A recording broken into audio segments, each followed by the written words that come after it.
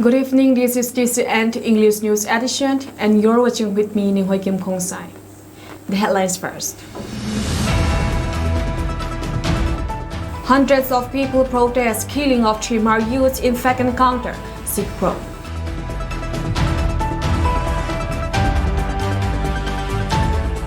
IDAC radicals JAL fear on attack plan.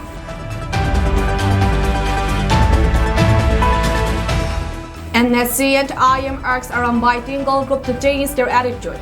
Stop treating Christians disrespectfully.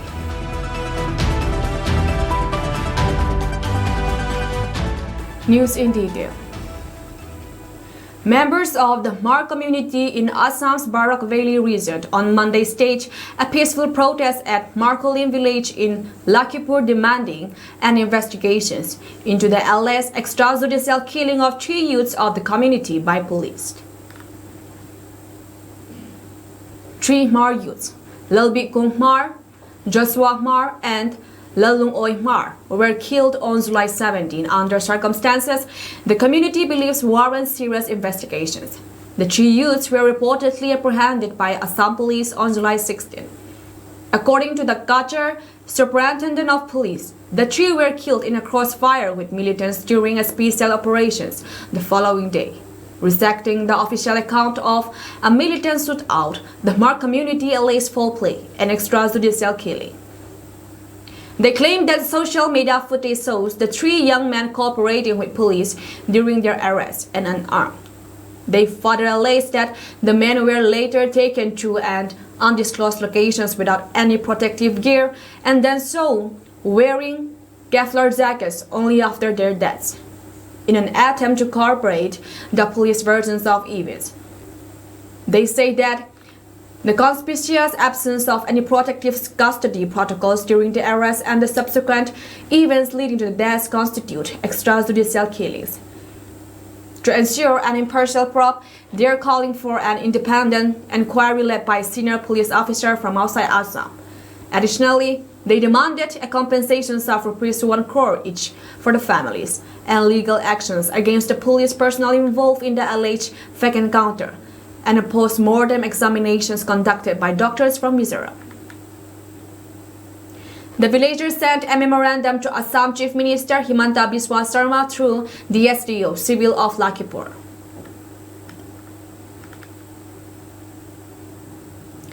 In response to July 18 press statement issued by Ziri Apunba Loop JAL, Indigenous Tribes Advocacy Committee, ITSC of Parzol and Ziribam district has issued a rebuttal against accusations of revealing plans by the Kuki groups to attack Métis in Ziribam.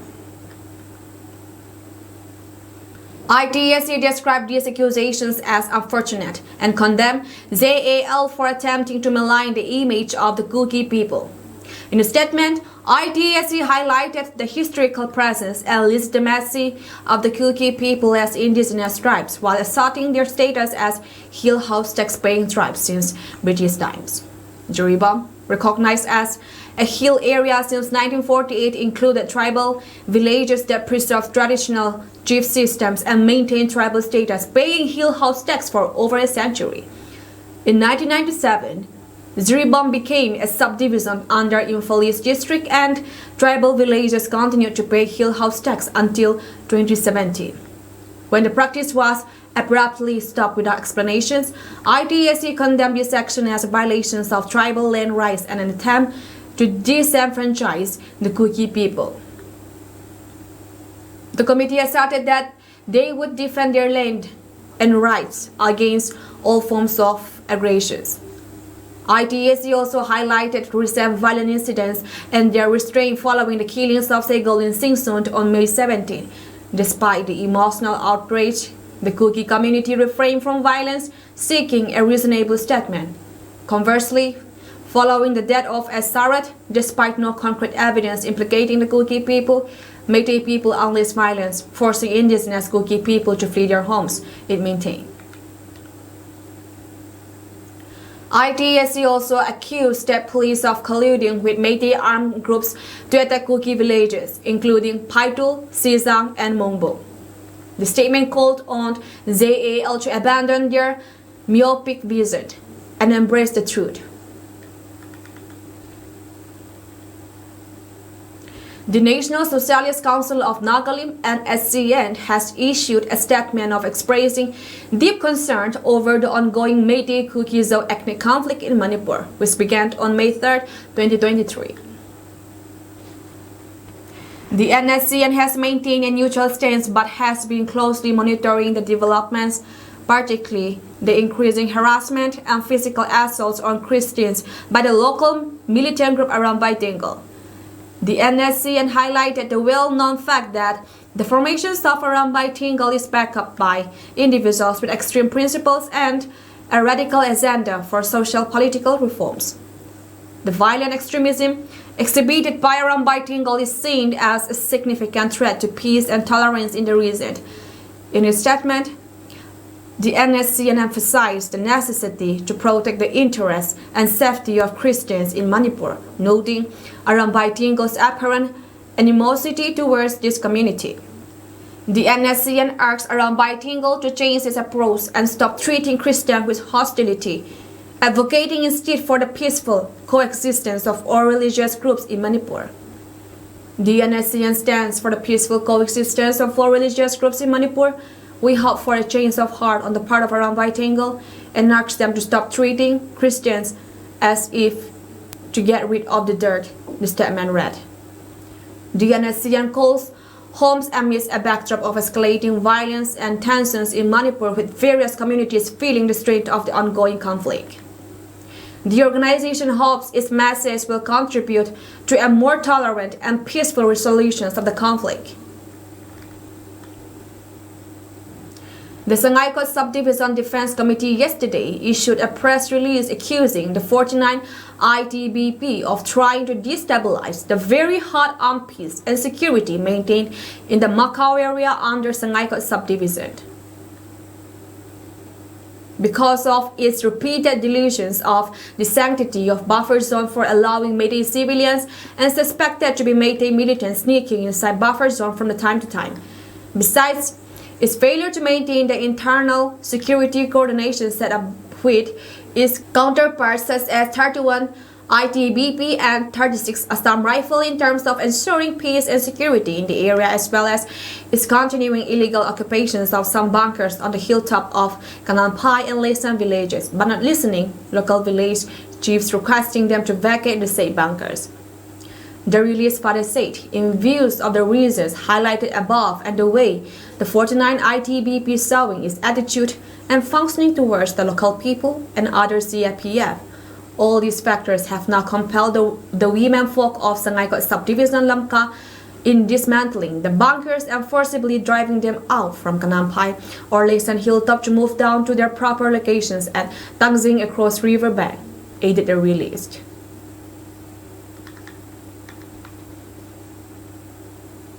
Today, the district administration's Lamka distributed relief materials to internally displaced persons, IDPs affected by the Meitei ethnic cleansing war. The materials were donated by philanthropic organizations and were distributed through the subdivisional office. The distribution was carried out at various relief camps set up by the SDO offices in different areas.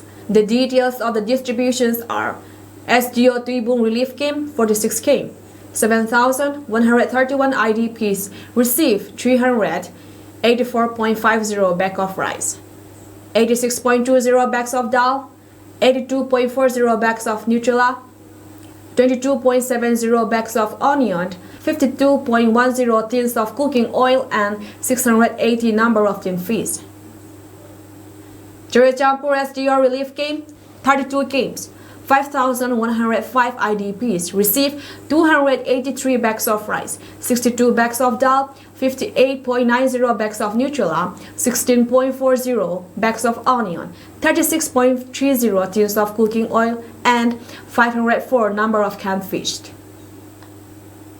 Saikot SDO Relief Camp, 7 camps, 1,010 IDPs received 56.50 bags of rice, 12 bags of dal, 11.60 bags of Nutella, 4.10 bags of onion, 3.10 tins of cooking oil, and 100 number of canned fish.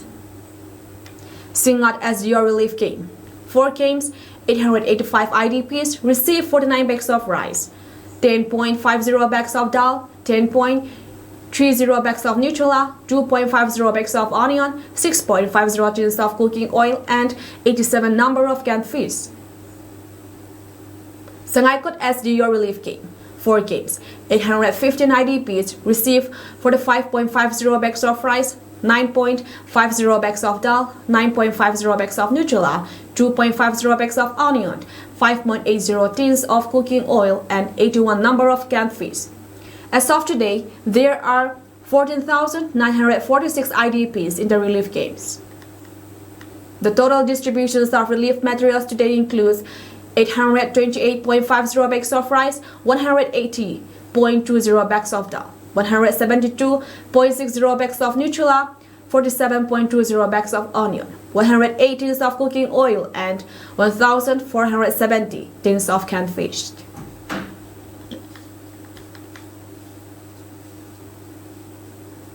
Meghalaya CM Conrad Sangma stressed on the need for political leadership at both the central and state levels to take responsibility and find a way forward to resolve the crisis in Manipur.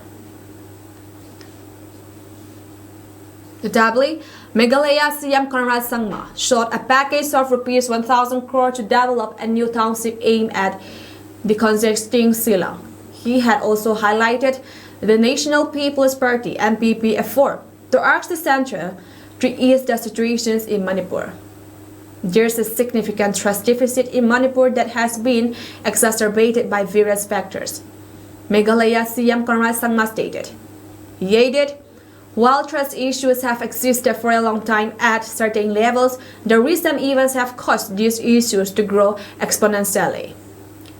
The Meghalaya Chief Minister also highlighted the crucial role that the center can play in restoring peace and moving forward in the right direction. The center can send a strong, positive message and take decisive actions to foster peace, the Meghalaya CM said.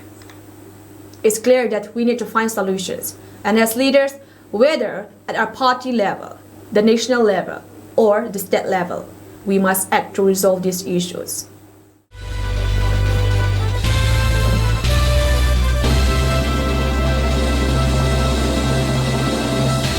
An Indian Navy warship which was undergoing maintenance at the naval dockyard in Mumbai caught fire today. The Navy said a junior sailor is missing and rescue teams are looking for him. All other personnel have been accounted for, the Navy said. The fire broke out on board the multi-role frigate INS Brahmaputra on Sunday evening while she was undergoing refit at the Mumbai Naval Dockyard, the Navy said, aiding the ship is lying on its side. The fire was brought under control by the ship's crew with assistance of firefighters from Naval Dockyard, Mumbai, and other ships in harbor by Monday morning. Further, follow-on actions including sanitization checks for assessment of residual risks of fire were carried out, the Navy said in a statement. The Navy said that subsequently in the afternoon, the ship started listing to one side. Despite all efforts, the ship could not be brought to an upright position. The ship continued to list further alongside her berth and is presently resting on one side, the Navy said. All personnel have been accounted for except one junior sailor, for whom the search is in progress.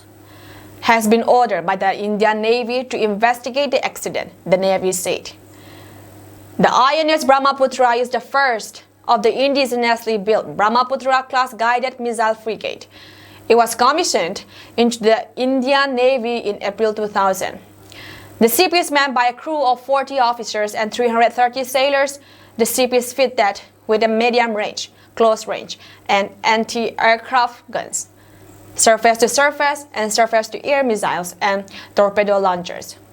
The ship has a wide array of sensors covering all facets of maritime warfare and is capable of operating seeking and SeaTac helicopters. The INS Brahmaputra has a displacement of 5,300 tons, a length of 125 meters, a beam of 14.4 meters, and is capable of speed in excess of 27 knots. In a big push for employment, skilling, and other opportunities, Finance Minister Nirmala Sitharaman on Tuesday announced an outlay of rupees 2 lakh crore for several schemes targeting 4.1 crore youth in the budget for 2024-25. In her budget speech, Sitharaman said employment and skilling is among the 9 top priorities of the government for generating ample opportunities for all, and the programs are aimed to incentivize both employees as well as employers. I am happy to announce the Prime Minister's package of 5 schemes and initiatives to facilitate employment, skilling, and other opportunities for 4.1 crore youth over a 5-year period with a central outlay of rupees 2 lakh crore, she said. For FY25, the Finance Minister said the provisions of rupees 1.48 lakh crore has been made for education, employment, and skilling. She said the government will implement 3 schemes for employment-linked incentive as part of the Prime Minister's package. This will be based on enrollment in the EPFO and focus on recognition of first-time employees and support to employees and employers. Sitharaman added. Sharing the details, she said a new scheme for first-timers will provide 1 month wage to all persons newly entering the workforce in all formal sectors.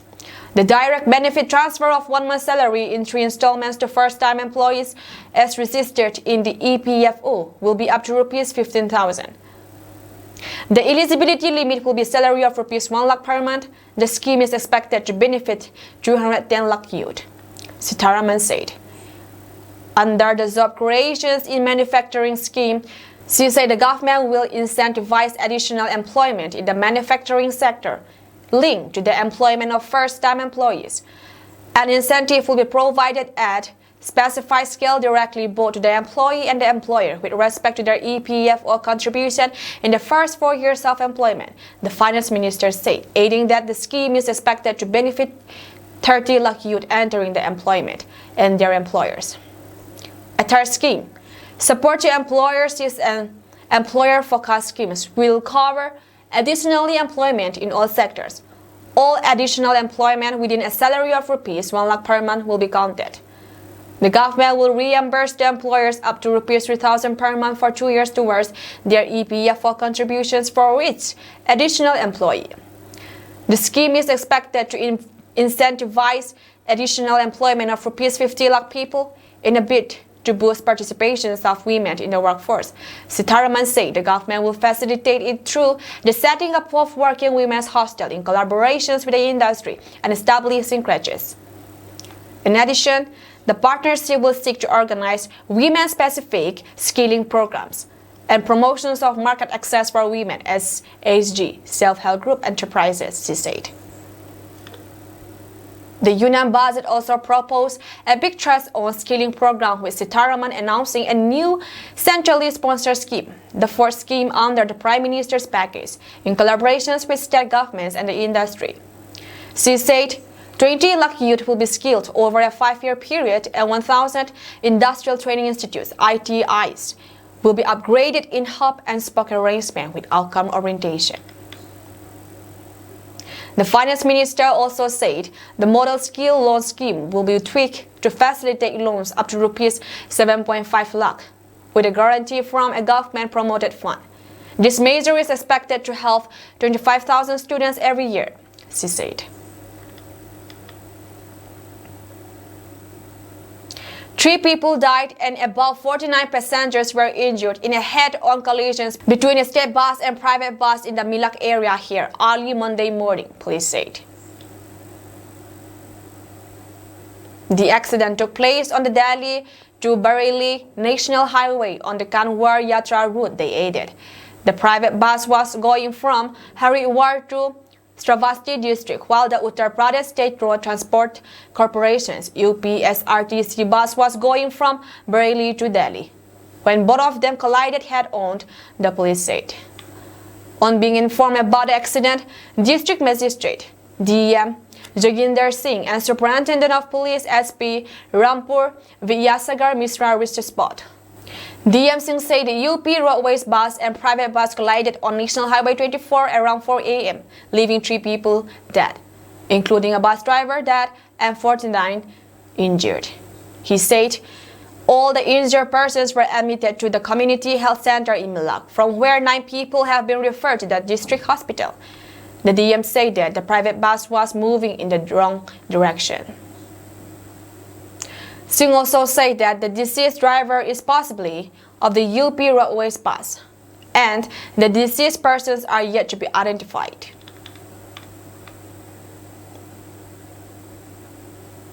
The center on Monday reiterated its stand that Bihar will not be granted special category status.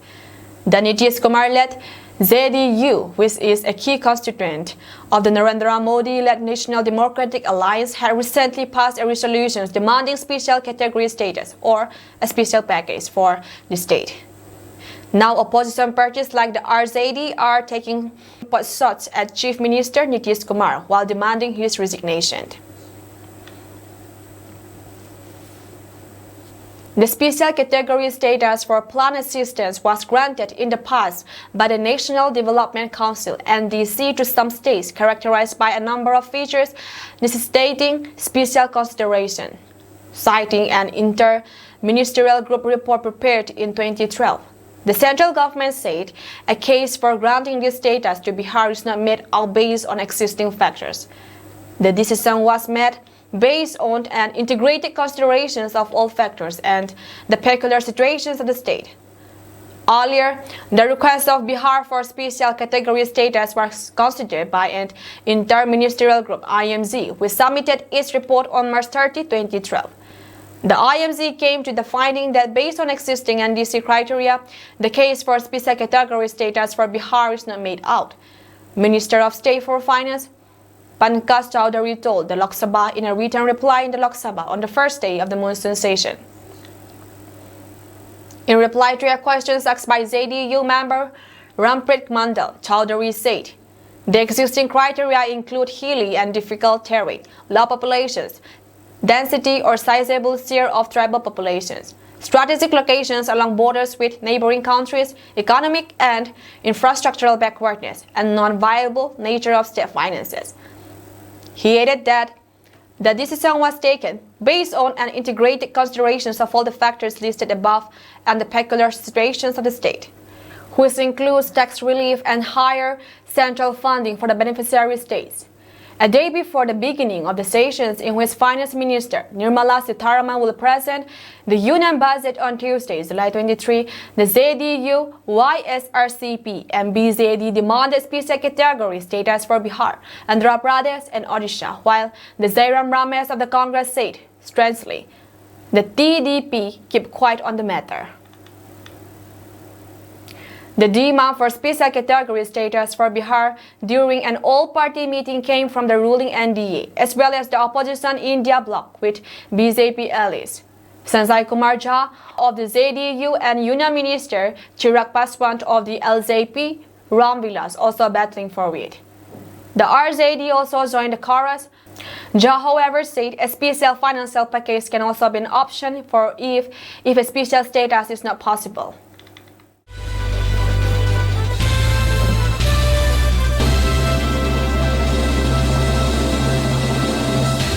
Israeli air attacks in southern Lebanon have killed at least 5 Syrians, including 3 children, Lebanese media reported, as Israel's military and the Hezbollah armed group continue to thread fire across the border.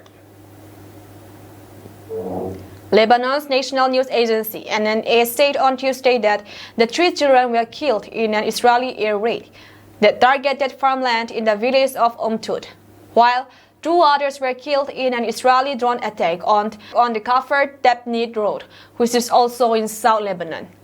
The UN Children's Agency, UNICEF, condemned the deadly attacks. The killing of 3 more children by an airstrike today as they were reportedly playing in front of their home in South Lebanon is horrific, the agency said in a post on X. It added that more children are at risk as long as the violence continues. The AFP news agency, citing a Lebanese security source, reported that the other 2 Syrians killed on Tuesday were civilians who work in the area and had been swimming there. The NNA said that eyewitnesses reported that the motorbike was carrying 2 people, and that when a number of citizens tried to approach the bike, it was subjected to a second strike. The killings comes as Israeli forces continue to tread fire with Hezbollah, which launched attacks on Israel in support of Palestinians in the war-torn Gaza Strip.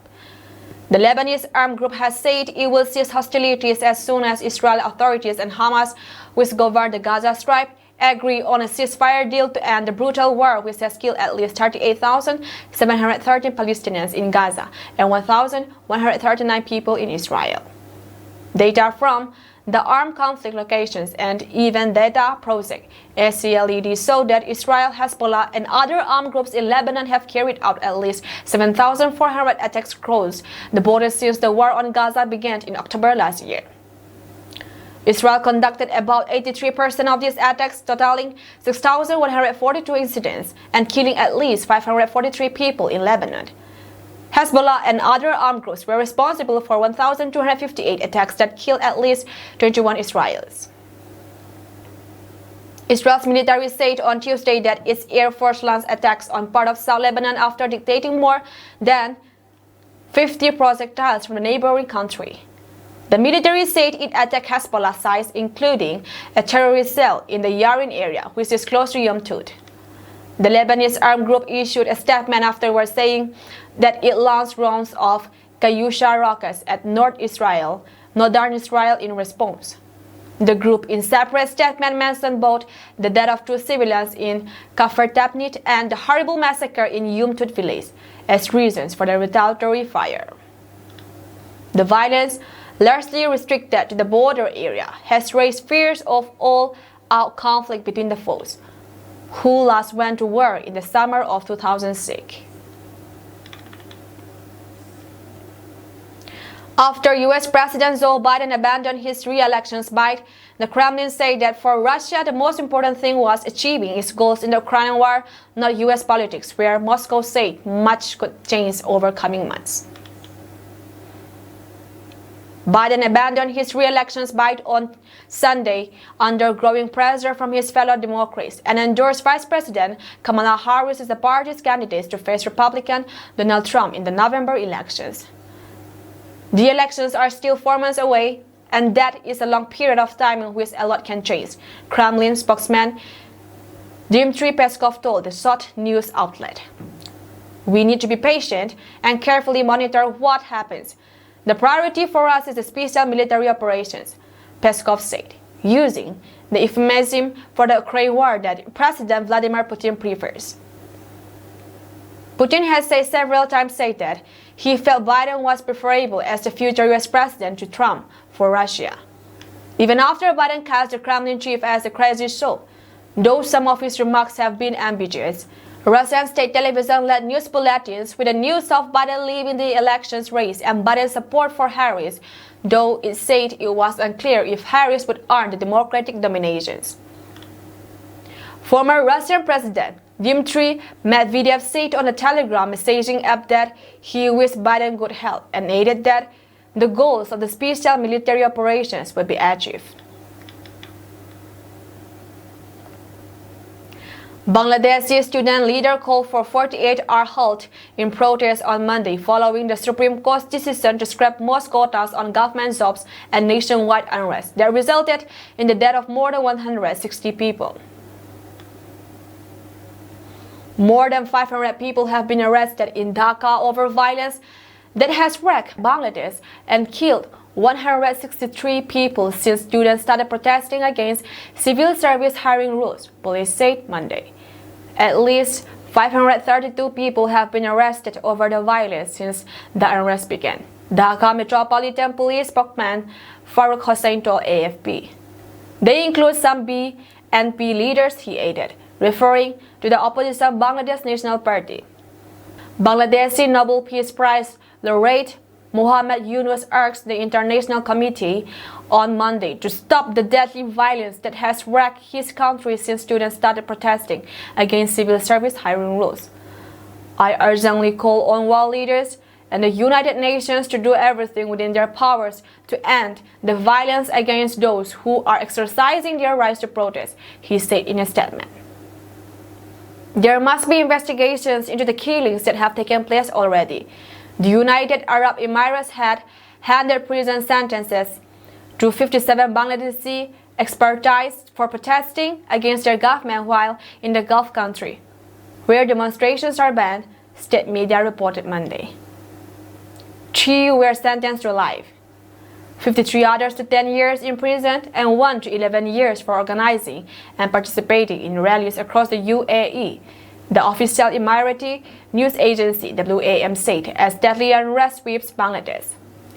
The Supreme Court's appellate divisions directed that 93% of government jobs should be open to candidates on merit, according to Attorney General A.M. Aminuddin. The Supreme Court directed the government to cut the job quotas for families of independence fighters to 5% from 30%, the Attorney General said. The remaining 2% of jobs still subject to quotas are for people from so-called backward groups and the disabled, he added. The court asked protesting students to return to classes and also asked the government to issue orders on the quotas. Many opposition leaders, activists, and students protesters have been arrested in the current crackdown. Earlier, Bangladesh PM Sheikh Hasina's government has scrapped the quota system in 2018, under which 56% of jobs were reserved for groups such as freedom fighters' families, women, and people from underdeveloped districts. However, the lower court reinstated it last month, sparking the protests and ensuing clampdown. The government on Saturday extended the curfew indefinitely, according to local media. Restrictions were eased for 2 hours on Sunday to allow people to shop for supplies. The clashes have injured thousands across the country in recent days, as police used tear gas, rubber bullets, and some grenades to disperse protesters, throwing bricks and setting fire to vehicles. U.S. Vice President Kamala Harris has won the support of enough Democratic delegates to win the party's nominations for president, a report which CNN suggested. Harris has so far been backed by more than the 1,976 plus delegates she requires to win the nominations on the first ballot. Harris became the party's presumed nominee after President Joe Biden withdrew from his re-election campaign on Sunday, following weeks of party acrimony and internal polls saw his support collapsing in a battle against Republican rival Donald Trump. She secured the nominations on Monday night, U.S. local time less than 36 hours after Biden endorsed her. In an expose, Harris said, "Tonight, I am proud to have earned the support needed to become our party's nominee. Over the next few months, I'll be traveling across the country talking to Americans about everything on the line. I fully intend to unite our party and our nations and defeat Donald Trump," Harris said. These endorsements are not binding, and with President Joe Biden out of the race, delegates are free to vote for the candidate of their choice, CNN reported. On Tuesday, Harris will campaign in the critical battleground state of Wisconsin for the first time as a presidential candidate. The Wisconsin trip offers another opportunity for the 59-year-old former California prosecutor to reset the Democrats' campaign and make the case that she is best positioned to beat Trump. Harris is scheduled to deliver remarks at a political event in Milwaukee at 1:05 p.m. CDT, 1805 GMT. She offered a sense of how she plans to attack Trump on Monday, referring to her past of pursuing predators and fraudsters as San Francisco District Attorney and California Attorney General. That's all from us tonight, and we thank you for joining our program.